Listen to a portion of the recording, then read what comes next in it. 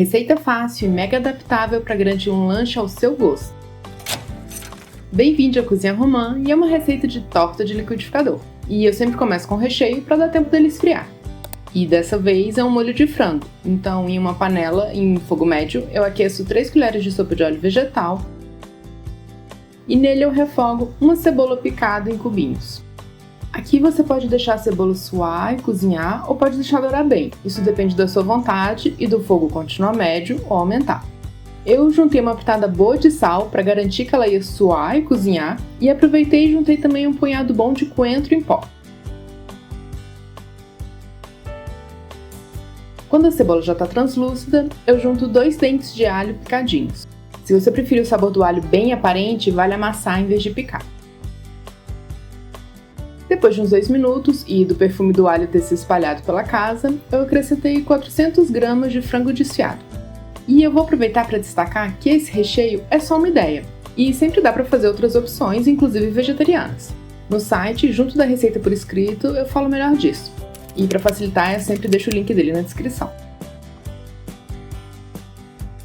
Depois de misturar bem o frango com os temperos da panela, eu juntei também uma lata de milho, e eu gosto de lavar o milho e deixar escorrendo antes de usar, mas isso não é nem um pouco necessário. O próximo ingrediente foi uma xícara de molho de tomate e um pouco de água para ajudar todo mundo a cozinhar junto e os sabores se misturarem. E é um pouco de água porque isso vai depender bastante. A ideia é formar um pouco de caldo no fundo da panela e então deixar esse molho apurando até o caldo secar. E claro que enquanto isso eu provo para ver se o tempero tá bom e acertar qualquer coisa que precise. Depois que o caldo secou, eu finalizo com 1/3 de xícara de cheiro verde e essa medida é bem aleatória, para ser sincera. Daí eu transfiro o molho de frango da panela para uma travessa para que ele esfrie mais rápido, mas lembrando que você pode fazer esse molho com antecedência e deixar na geladeira desde que bem tampado. Com o molho frio, a massa é bem fácil, mas antes dela, o forno. Eu ligo para já ir aquecendo a 230 graus. Começo com uma cebola picada grosseiramente que no liquidificador eu junto com 4 ovos, dando bom exemplo de quebrar um de cada vez antes de colocar no liquidificador para evitar acidentes e retrabalho. Junto também 3/4 de xícara de óleo vegetal e bato bastante, tanto para triturar a cebola quanto para emulsificar os ovos e o óleo. Os próximos passos podem ser feitos no liquidificador, como eu fiz, mas se você preferir, também pode fazer numa vasilha misturando com o fouet, como seria com bolo de cenoura. Independente de como você escolher fazer, o importante é seguir a ordem dos ingredientes. Primeiro, 2,5 xícaras de farinha de trigo, em seguida 2 colheres de sopa de fermento químico e uma pitada de sal. E aí, aos poucos, conforme o liquidificador vai batendo, ou você misturando, cerca de 300 ml de leite. Pode ser que a massa não precise de todo o leite ou que ela precise de mais. Eu deixei toda a ideia de dar um bom exemplo de lado e mexi a massa com uma espátula no liquidificador mesmo, com ele desligado, claro. Eu fiz isso para ter certeza da textura da massa, que deve ser parecida com uma massa de bolo mesmo, cremosa e sem ficar muito líquida. Com ela nesse ponto, é só montar.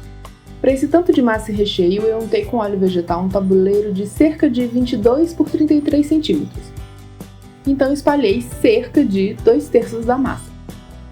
Por cima espalhei o recheio e aí no topo pinguei o restante da massa. E aqui vai mais uma variante dessa receita. Eu gosto de torta de liquidificador que mostra o recheio, então eu pingo a massa e espalho bem mais ou menos, deixando um pouco do recheio à mostra aqui e ali. Você pode cobrir totalmente com a massa se preferir, e para quem tem prefira por cima da massa fazer uma camada fina de queijo. Nesse caso, a minha sugestão é um queijo que, quando derretido, doure, tipo parmesão, e não um que puxe, tipo mussarela. Independente da técnica escolhida, é só levar para o forno até dourar o topo. E aí, muita gente sempre pergunta sobre tempos, e isso varia muito conforme o forno. Por isso eu evito falar de tempos por aqui.